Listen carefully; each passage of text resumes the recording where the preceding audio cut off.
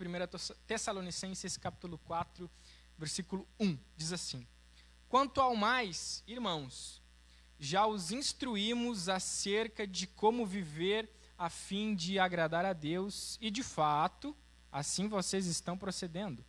Agora lhes pedimos e exortamos no Senhor Jesus que cresçam nisso cada vez mais, pois vocês conhecem os mandamentos que lhes demos pela autoridade do Senhor Jesus. A vontade de Deus é que vocês sejam santificados. Abstenham-se da imoralidade sexual. Cada um saiba controlar o seu próprio corpo de maneira santa e honrosa, não dominado pela paixão de desejos desenfreados, como os pagãos que desconhecem a Deus. Neste assunto, ninguém prejudique seu irmão, nem dele se aproveite. O Senhor castigará todas essas práticas, como já lhes dissemos e asseguramos.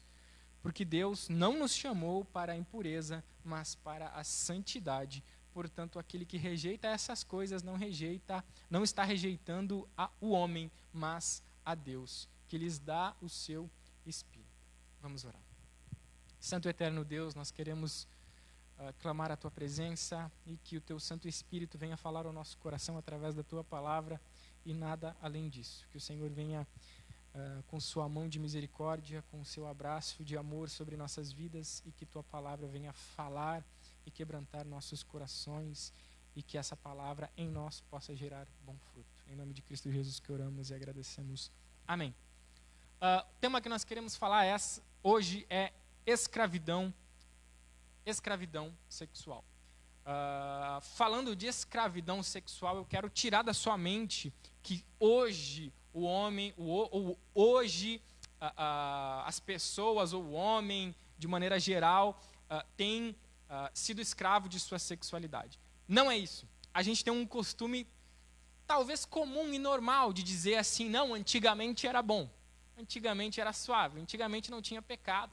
Os antigos, no meu tempo não tinha essa safadeza, no meu tempo não tinha essas coisas. Porque antigamente isso aí é coisa, esses jovens, a gente tem essa tendência de achar que antigamente é que era bom, hoje é ruim, e antigamente é que era bom. O que vai acontecer? Nós vamos ir para o futuro, a gente vai envelhecer, que a gente fala, não, bom era no nosso tempo. Hoje é a geração Nutella, a gente chama essa geração de geração Nutella. Aí, no futuro, essa geração que a gente chama de Nutella vai chamar aquela. Não, porque nós era raiz, os caras faziam bullying com a gente, nós chamava nós de geração Nutella. E a gente era bem assim, é sempre assim, a vida se repete. Então, a gente tem o costume de achar que hoje é que é ruim, antigamente é que era bom. Mas olhando para esse texto que a gente acabou de ler, parece que não é bem assim. A gente está aqui mais ou menos entre o ano 40 e o ano 60 depois de Cristo. Isso aqui já existia muito antes de Cristo. Enfim, a vida inteira, a existência do homem inteira é acompanhado desse tipo. E é por isso que Paulo está fazendo esse alerta à igreja de Tessalonicenses.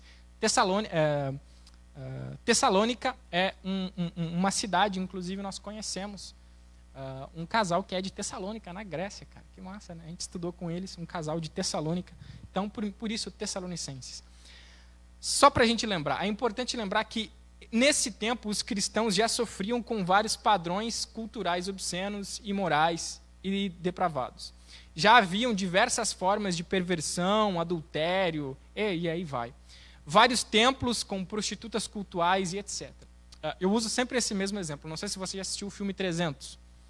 No filme 300, antes do Leônidas ir para a guerra, lembra, 300 de Esparta, Grécia. Antes de Leônidas ir para a guerra, ele vai falar com um oráculo. O que esse oráculo tem? Ele tem uma prostituta cultual. Aí na cena aparece ele dançando, é uma adolescente, nua, e ele vai lá, ele tem relações com aquela adolescente, e aí ele volta e ele diz para Leônidas, vocês vão perder, foi me revelado a profecia, se vocês forem para a guerra, vocês vão perder. Naquele tempo existiam alguns templos referentes a deusa Diana, a deusa Afrodite, e por aí vai. E nesses templos era muito comum a relação sexual, por isso prostitutas cultuais ou prostitutos cultuais. Então, imagina, no meio da cidade, um templo em que as pessoas iam a fim de satisfazer os seus prazeres ou ter sexo. Para eles, a forma de se aproximar de Deus, ou de receber e se relacionar com Deus, era através do sexo. Então, os gregos tinham esse padrão. Imagine nos dias de hoje, no meio da cidade da Grécia, ou imagina aqui no centro de Guaíra, na parte central de Guaíra, um grande motel, onde você pode entrar, sair a hora que você quiser, onde entra e sai quem quiser, sabe, a céu aberto.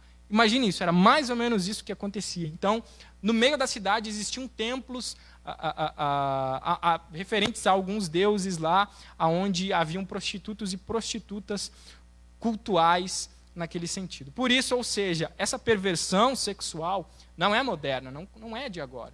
Os problemas que nós temos hoje são mais evidenciados, mas não surgiram agora não. Esse papo que os tempos mudaram não é verdade. Esse problema existe há muito tempo. E a grande questão é como nós cristãos lidamos com essas pressões que estão em nós. E nós somos tentados a cair. A minha dica é, como sempre, buscando sempre a Deus. E eu vou abordar alguns pontos bem polêmicos a respeito disso. Por isso, cara, Paulo está escrevendo aos gregos, a uma igreja que está situada na Grécia, que vivia forte pressão. Imagina, estava lá um cristão, talvez recém-convertido, andando na rua, de repente ele passa na frente de um templo. Cara, a tentação dele é entrar, a tentação dele é se envolver, a tentação dele era abraçar o gnosticismo, que era junto com aquela cultura. O que o gnosticismo dizia? A matéria é má. Então a matéria pode ser usada da forma que eu quiser, porque a matéria é má.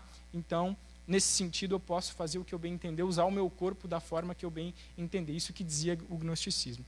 E eu quero trazer para os dias de hoje, eu quero trazer esse primeiro ponto, que se chama pornografia destrói sua fé. Pornografia. Falei com os adolescentes isso ontem. Quando eu mostrei esse primeiro tópico, eu disse assim, é muito provável que talvez aí numa aba do seu celular tenha lá uma página oculta linkada a um site pornográfico. É muito possível. Praticamente, eu não sei se eu consigo olhar para a cara de um jovem adolescente e ele dizer assim, pastor, eu nunca consumi pornografia. Eu, particularmente, duvido que de alguma forma ou outra alguém não tenha consumido, não tenha se envolvido ou não tenha se misturado ou se envolvido com esse tipo de prática. Então, cara, pornografia é algo muito presente, mas não é presente tipo lá, não sei aonde, lá no bordel. Não, cara, é presente aqui no nosso meio, na igreja.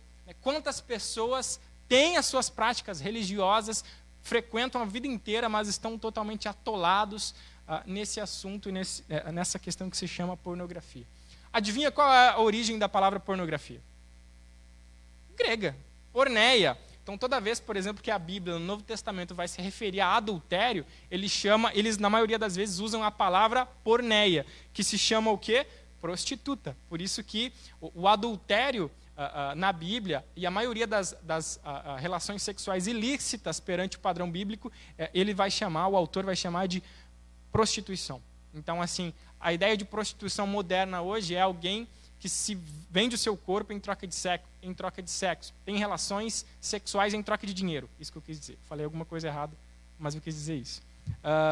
Então, vende o seu corpo em troca de dinheiro. A gente tem essa mente. Você é uma prostituta se você faz isso. No padrão bíblico, não. Por exemplo, se o cara é casado e ele tem relações fora do casamento, aquilo é uma prostituição. Ou se o cara é solteiro e tem relações sexuais, aquilo também é uma forma de prostituição. É isso que a Bíblia está querendo dizer. Por isso, porneia vem de prostituta. E a palavra grafen, essa é fácil, grafia. Grafia é escrever. E olha que interessante, as primeiras referências à palavra pornografia são de obras escritas sobre prostitutas. Então, a pornografia nada mais é do que hoje, lógico que saiu do papel e hoje é evidenciado de fotos ou vídeos e por aí vai. Cara, mais de 50%, ou em média 50% dos conteúdos, cara, imagina a internet. Não dá para imaginar o tamanho que é a rede cibernética que existe em torno do mundo. Cerca de 50% de tudo isso é material pornográfico. Mano, é muita coisa. Não dá para imaginar. No mundo inteiro, 50% de tudo aquilo que é postado, tudo aquilo que é assistido, tudo aquilo que é comprado é material pornográfico. Rapaz, é muita coisa. É muita coisa. Não dá para imaginar o quanto de dinheiro que gira. Os cálculos vão lá para a casa dos bilhões por ano que a indústria pornográfica lucra todos os anos. é justamente a indústria pornográfica que financia, por exemplo, a pedofilia. Aí a maioria, principalmente adolescentes, quando eu vou confrontar com eles a respeito da pornografia, o que eles me dizem? Mas eu não estou fazendo mal para ninguém, eu estou aqui no meu quarto e eu não estou prejudicando ninguém. Mentira! Indiretamente você está contribuindo sim, de alguma forma, de alguma maneira, com essa indústria que financia sim a pedofilia. Quando eu falo de pedofilia, não é alguém que gosta ou tem atração simplesmente por vídeos pornográficos. A gente está falando de uma perversão que supera a barreira do ridículo. Essa semana eu e a Kátia, a gente estava vendo um post que dizia que na China eles estavam produzindo bonecas sexuais. Detalhe é que as bonecas tinham o formato de um bebê.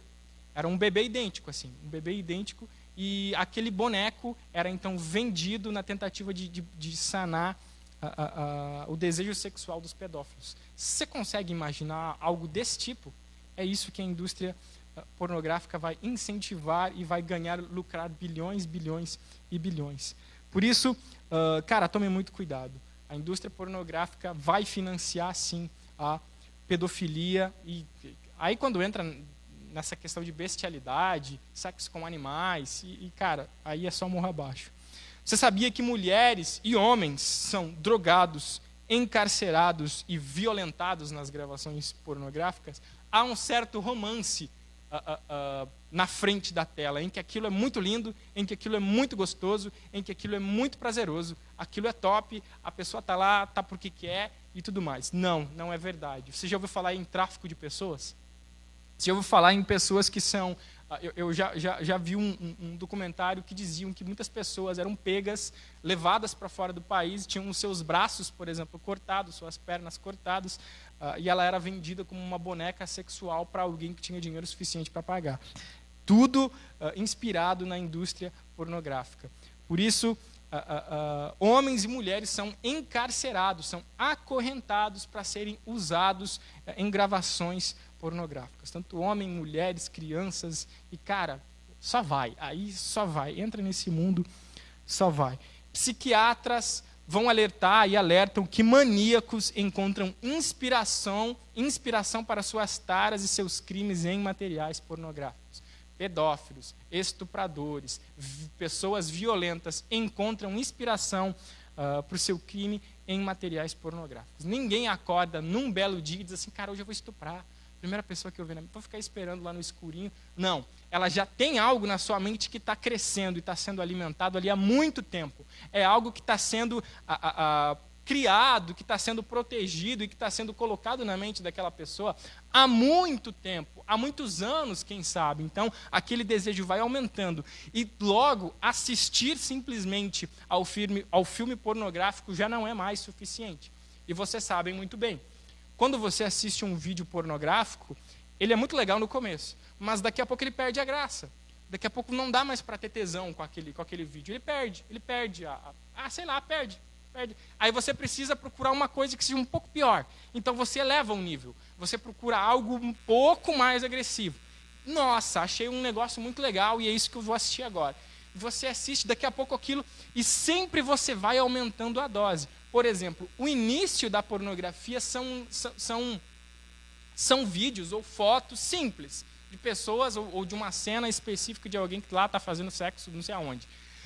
Só que quando a pessoa entra nesse mundo, ele começa a pesquisar e ele descobre então o mundo que existe por trás da pornografia, e depois que ele descobre a grandiosidade desse mundo, ele se afunda ali dentro. Os médicos e os psiquiatras vão comparar o efeito que a pornografia tem no nosso cérebro com o mesmo efeito que a cocaína causa no viciado.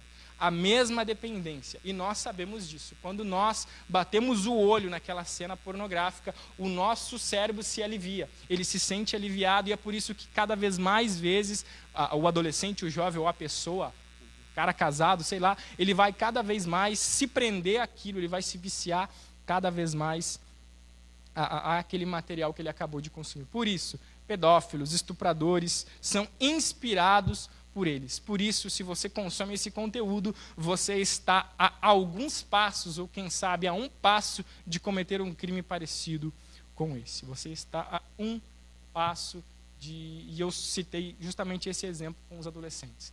Quem sabe já passou, e nós sabemos disso. Você já imaginou cenas de sexo com o seu irmãozinho ou com sua irmãzinha, ou com o seu priminho ou com sua priminha, ou com o seu vizinho, ou com o seu amiguinho, ou com o seu coleguinha, e por aí vai. Quando nós batemos os nossos olhos naquilo, é fatal que venhamos a imaginar e pensar coisas nesse sentido, que venhamos a pensar, se imaginar naquela cena. E isso, logicamente, vai crescendo com o decorrer do consumo, até que nós queiramos experimentar aquilo, nós sejamos tentados a experimentar aquilo. Então, tome muito cuidado. Durante muito tempo da minha adolescência, não tinha como. Primeiro que eu não era cristão, então quando eu descobri esse mundo, quando eu descobri, cara, eu me atolei nele. Eu me atolei e quando eu passei a lutar contra aquilo que eu descobri, o quão aquilo tinha poder sobre minha vida. E aí então começou uma batalha de literalmente desintoxicação, aonde eu não conseguia olhar para uma simples amiga, para uma simples mulher, sem imaginar uma cena pornográfica com ela. E é isso que a pornografia vai fazer com a nossa mente. Vai rebaixar a outra pessoa a um objeto a ser usado para o meu prazer. É isso que a pornografia faz. Ela destrói a sua mente. Ela destrói os seus neurônios. Ela destrói a sua vida. Ela faz um homem casado deixar a esposa no quarto e ele correr para o banheiro, satisfazer os seus desejos em filmes pornográficos e se masturbando. Aí as pessoas pensam, não, alguns cristãos inclusive pensam, eu vou me casar que aí eu resolvo o problema da pornografia. Não vai. Você vai frustrar a sua esposa, você vai frustrar o seu marido e você vai ficar trancado no quarto, no banheiro, assistindo material pornográfico. E você vai dizer não, ou você vai querer fazer coisas que abusam da moral do seu cônjuge. É isso que a pornografia vai fazer com a sua mente. E aquilo não vai sanar os seus desejos. Por isso, tome muito cuidado. A pornografia vai destruir a sua vida. E ela está escancarada por aí. E ela pega de criança a idosos. Não tem jeito. Não tem jeito. Eu já trabalhei em firma de peão. Obrigado, firma de peão. Né? Eu era soldador, cara. Então, assim, era baixaria. Falavam besteira o dia inteiro. Volta e meia eu mandava um vídeo lá no WhatsApp e foto.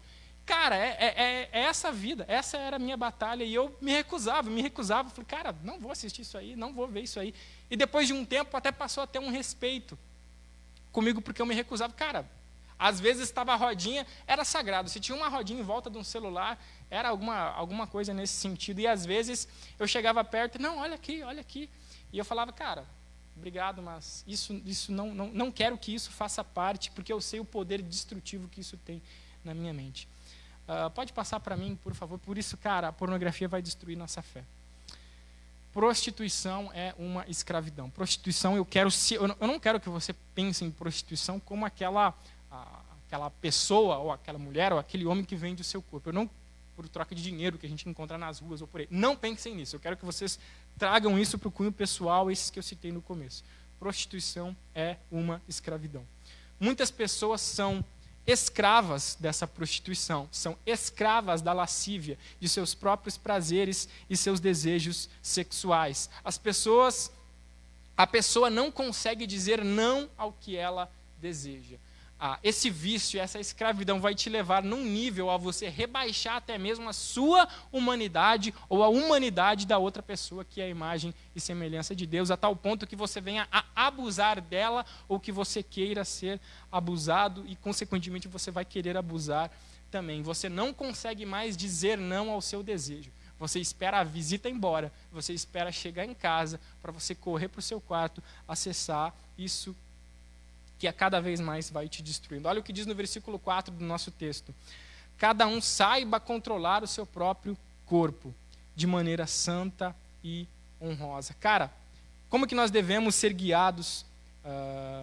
E gente trazendo para o nosso lado pessoal, nós sabemos que nós não devemos ser guiados pelos nossos desejos. Aquilo que a gente vai fazer ou deixar de fazer não pode ser decidido pela nossa genitália. As decisões que eu tomo na minha vida não podem ser consequência do prazer ou do desejo que eu tenho, e você da mesma forma. Já pensou se você passasse a fazer tudo aquilo que te desse na teia? Todas as loucuras que são se apontadas? A palavra de Deus vai dizer, cada um saiba controlar o seu próprio corpo. Cada um saiba controlar e de maneira santa e honrosa. E depois o texto vai dizer, cuidado para que nessa área vocês não venham a destruir ou derrubar ou ofender alguns dos nossos irmãos. Como que nós vencemos? Como que nós superamos essa área? Gálatas capítulo 5, versículo 16, vai nos trazer o seguinte texto. Gálatas, capítulo 5, versículo 16, diz o seguinte: por isso digo, vivam pelo Espírito, e de modo nenhum satisfarão os desejos da carne, pois a carne deseja o que é contrário ao Espírito, e o Espírito que é contrário à carne. Eles estão em conflito um com o outro, de modo que vocês não fazem o que desejam. Mas, se vocês são guiados pelo Espírito, não estão debaixo da lei. Ora, as obras da carne são manifestas: imoralidade sexual, impureza, libertinagem, idolatria e feitiçaria, ódio, discórdia, ciúmes, ira, egoísmo, dissensões, facções, invejas, embriaguez, orgias e coisas semelhantes. Eu os advirto como antes já os adverti. Aqueles que praticam essas coisas não herdarão o reino de Deus. Mas o fruto do Espírito é amor, alegria, paz, paciência, amabilidade, bondade, fidelidade, mansidão e domínio próprio. Contra essas coisas não há lei. Os que pertencem a Cristo Jesus crucificaram a carne com as suas paixões e os seus desejos. Se vivermos pelo Espírito, andemos também pelo Espírito. Não sejamos presunçosos, provocando uns aos outros e tendo inveja uns dos outros. É somente pelo Espírito que vencemos. É somente nos entregando. É somente olhando para a palavra de Deus e tendo ela como um manual, tendo ela como, de fato, a regra de prática das nossas vidas. Por isso, busque a Deus. Viva pelo Espírito, caminhe, busque a Deus incansavelmente. E é nisso que a gente quer tocar, exatamente nesse assunto. Por favor, Caio, busque a presença de Deus. Nós nos enchemos do Espírito, nos enchendo da palavra de Deus. Nós lutaremos contra esses pecados durante toda a nossa vida. Existem pecados, existem problemas que nós vamos lidar por toda a nossa vida. E eu lembro que quando eu era mais jovem, quando eu era adolescente, quando eu era recém-convertido, e a minha oração era a seguinte: imagina, eu era um adolescente e de quem que eu gostava? Das meninas. Aí, cara, como é que com uma adolescência totalmente pervertida, com uma adolescente onde eu cresci assistindo material pornográfico, eu assisti aquilo a minha infância inteira, agora eu mudo minha vida e eu não posso mais não simplesmente fazer, mas ter aquilo na minha mente. Como é que tira da mente? Não tira, cara. Não tira, vai ficar aqui a partir do momento que a sua mente viu, você esquece a sua prova que você tinha que fazer, você esquece a matéria que você estudou, mas isso vai gravar de uma maneira, como uma droga, gruda na sua cabeça. Você não esquece. Por isso, contra esses pecados, contra esses desejos, nós lutaremos sim durante toda a nossa vida. A gente pode olhar, por exemplo, para o apóstolo Paulo, que clamava para que Deus tirasse o espinho da carne da vida dele, e Deus disse: cara, a minha graça te basta. O meu poder se aperfeiçoa na sua fraqueza. Então, sim, existem coisas que é só na disciplina, é só na vontade de não se render e principalmente se enchendo de Deus. Importante, não adianta fugir de pecados, não adianta somente fugir de pecados. O que deve se fazer é buscar e se encher de Deus. Muitas pessoas, e isso acontece muito no nosso meio, acontece muito dentro da igreja. O que a pessoa começa a fazer? Tal coisa é pecado. Mas aí ela começa a fugir de coisas. Ela começa, de maneira religiosa, a se afastar de coisas. Ok, mas ela esquece que ela deve buscar a Deus. Fugir de coisas te torna, de maneira muito mais fácil, um hipócrita. Vai te tornar um hipócrita que vai fazer com que você fale contra, mas que dentro do seu coração e dentro da sua mente aquilo esteja vivo. Você vai ser aquilo que Jesus chama de sepulcro caiado. O que é um sepulcro caiado? Um túmulo. Por fora ele tem ouro, ele é bonito, ele tem azulejo, mas por dentro ele é morto, ele é podre. Então não é simplesmente fugir de pecados, é buscar e se encher de Jesus. Por quê? E por fim, para concluir, o nosso relacionamento com Deus é dia após dia. E é por isso que eu incentivo, cara, leia a palavra. Se encha, você vai ter que ocupar esse lugar que foi ocupado pela imoralidade e pela pornografia com a palavra de Deus. E deixe que o Espírito Santo brigue com a carne. E que você seja guiado pelo Espírito e que você possa alimentar esse teu lado espiritual. Cara, não tem segredo. É isso aqui. É sentar todos os dias de nossas vidas, separar um tempo e ler a palavra, aplicar em nossa vida, pedir perdão, sim, pelas nossas falhas, pedir perdão, sim, pelos nossos pecados e se encher de Deus todos os dias de nossas vidas. Entenda, você vai lutar contra essas coisas a sua vida inteira. A grande questão é se você vai se entregar a isso, se você vai ser um desses tipos de pessoa que vai viver totalmente um estilo de vida imoral ou se você vai andar e viver pelo Espírito. Muito cuidado, Deus cobrará o pecado dos imorais. Deus julgará os imorais. Hebreus 13, capítulo 4. Aquele que se dobra à imoralidade rejeita a Deus, como nós lemos no versículo, e deixa eu voltar aqui, no versículo 7. Porque Deus não nos chamou para a impureza, mas para a santidade. É para isso que Deus nos chamou. Portanto, aquele que rejeita essas coisas, aquele que rejeita a palavra de Deus, aquele que rejeita as ordens de Deus, não está rejeitando o homem, mas está rejeitando a Deus, que lhe dá o seu Santo Espírito. Se encha desse seu Santo Espírito. Para concluir, por favor, Caio, Jesus nos liberta da escravidão do pecado. Todos nós somos escravos dos nossos próprios desejos. Todos nós somos escravos dos nossos pecados. Todos nós somos escravos das decisões que tomamos e nós entramos num ciclo vicioso que nós não conseguimos mais sair. Jesus pode nos libertar através da sua graça, através da sua misericórdia. Apenas se entregue, apenas viva em gratidão àquilo que Cristo fez por você lá na cruz. Se encha de Deus, se encha do Espírito, busque a palavra dele, busque a presença dele, viva em comunidade, confesse os seus pecados, busque ajuda e nós seremos e continuaremos andando como igreja até a vinda do nosso Senhor e do nosso Salvador. Que Deus abençoe nossas vidas nesse assunto que é tão sério, nesse assunto que é tão agressivo e é ruim falar, né? Você tratar desses assuntos dentro da igreja parece que não tem, né? Todo mundo é santo. Mas eu poderia dizer que a grande maioria da igreja, a grande maioria das pessoas que se dizem religiosas estão totalmente contaminados, estão totalmente destruídos e a mente deles estão destruídas pela pornografia. Isso já entrou na igreja, isso está nos adolescentes, está nos jovens, está nos adultos, está nos líderes, geral. Por isso, cara, se afasta desse mal, se arrependa, confesse os seus pecados e busque a presença de Deus. Ele tem o perdão que pode nos salvar, que pode nos regenerar. Vamos orar? Santo Deus, nós queremos purificar nossas vidas através da Tua palavra, através do Teu Santo Espírito.